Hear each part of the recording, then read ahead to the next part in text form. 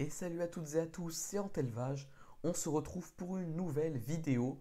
Pour les plus anciens d'entre vous, vous vous souviendrez peut-être qu'il y a 2 ans, je vous avais fait un petit tuto sur la construction d'une ADC. J'avais construit dans cette vidéo l'ADC qui me sert aujourd'hui pour ma fondation de l'Asius SP Noir. Dans cette vidéo, on va en refaire une, mais cette fois-ci pour mes Crématogaster Scutellaris, la reine venant en effet d'avoir tout juste ses premières ouvrières. Vous avez à l'écran le résultat final de ce que cette ADC va donner et elle a une petite particularité, c'est qu'elle contient un petit module de fondation. On voit tout ça en détail juste après le générique.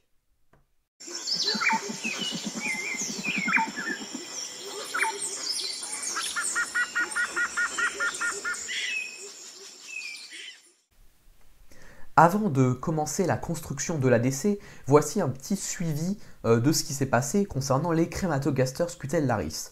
Alors on peut voir que la reine vient d'avoir ses premières ouvrières et j'en suis très content. Elle a 7 ouvrières au moment où je vous fais cette vidéo, mais il se peut que, vu qu'il reste encore une grosse larve et une nymphe, elle obtienne rapidement de nouvelles ouvrières. En plus, j'ai observé, malheureusement vous ne pourrez pas le voir sur cette vidéo, qu'elle avait commencé à pondre de nouveaux œufs. Ils sont sous la reine dans la vidéo, donc vous ne les verrez pas. Mais c'est très encourageant pour la suite. Et vu qu'elle vient avoir ses premières ouvrières, il lui faut une aire de chasse pour que je puisse les nourrir. Avant de continuer, vous pourrez voir que certaines ouvrières ont une tête plus claire que les autres. C'est tout simplement parce qu'elles sont plus jeunes. Maintenant, commençons la construction de l'aire de chasse. En première étape, je vais creuser un petit trou à l'aide d'un forêt très fin dans le morceau de bambou, de sorte à créer un trou d'entrée. Le morceau de bambou servira de mini module de fondation, mini-nid, dans lequel la fondation pourra se développer. Alors pourquoi du bambou? Parce que le bambou c'est creux et donc si j'ai eu la chance de trouver un morceau qui était coupé et donc qui me permettra de pouvoir, en le collant à la paroi de la boîte, créer une loge pour que les fourmis puissent s'en servir comme nid.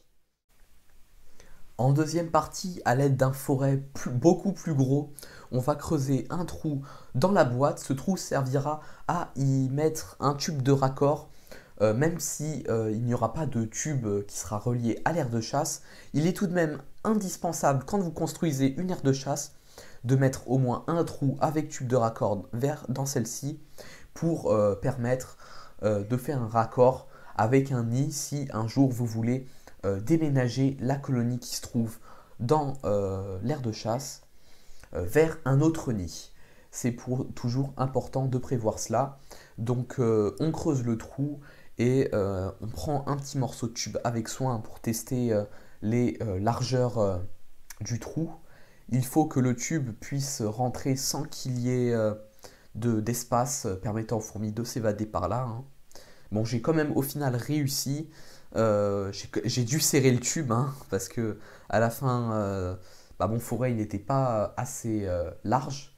Il m'aurait fallu un plus gros forêt, mais sinon c'est bon. Maintenant, il est temps de préparer le plâtre en mélangeant le plâtre, la poudre et à de l'eau selon les proportions indiquées sur le paquet de votre plâtre. Alors, une fois qu'on a bien préparé notre plâtre, on commence à le verser dans le fond de la boîte pour créer une petite dalle. À cette dalle, on y ajoute tout ce qui va être élément de l'aire de chasse, c'est-à-dire le micro-module en bambou. On le place bien en le collant sur la vitre. On ajoute aussi tout ce qui va être élément décoratif. Moi là j'utilise une mini pime de pin, un morceau d'écorce et une petite branche de bambou. Mais vous pouvez mettre ce que vous voulez, c'est juste dans un but esthétique. Maintenant, je vais vous expliquer comment je construis le mini grillage d'aération qu'il y aura en haut de la boîte.